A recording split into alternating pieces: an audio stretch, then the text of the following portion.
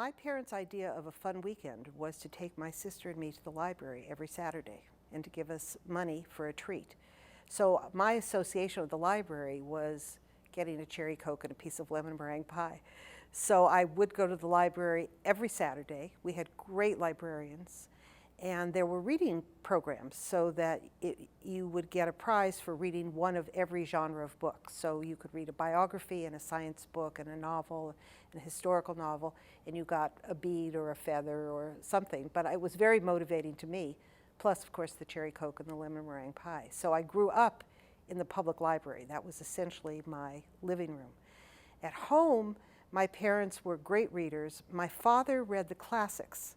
And so we had a collection of all the classics. And the summer when I was 8 and the summer when I was 9, my assignment for the summer from my father was to read all of the classics. So I read The Scarlet Letter and The Last of the Mohicans, all the Deerslayer, all the American classics. I didn't really love that. But my mother would read us poetry. And she would read us the poems of A.A. Milne, who wrote Winnie the Pooh, and Robert Louis Stevenson, and Edward Lear, The Owl and the Pussycat. And that, I think, was more instrumental in my loving to read because I learned to love the sound of the words.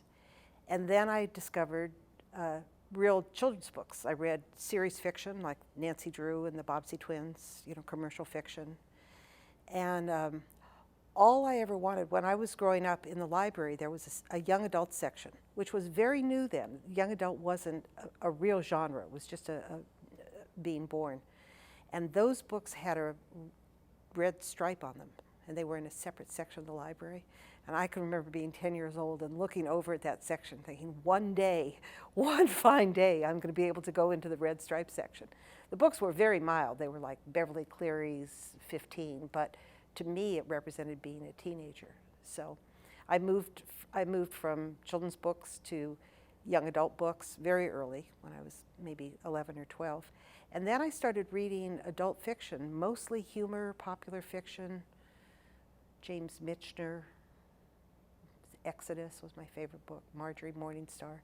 So I've always been a reader. It's, I'm here for the National Book Festival, and they say that Thomas Jefferson said, "I can't live without books," and I think that's true of me. I read everything. I read the toothpaste box. I love to read, and I love to read up and down. I don't necessarily just read high literature. I love to read magazines. I love magazines, and so reading is just a primary. It's not even like it's a hobby or a pleasure. It's part of not only every day, part of every hour.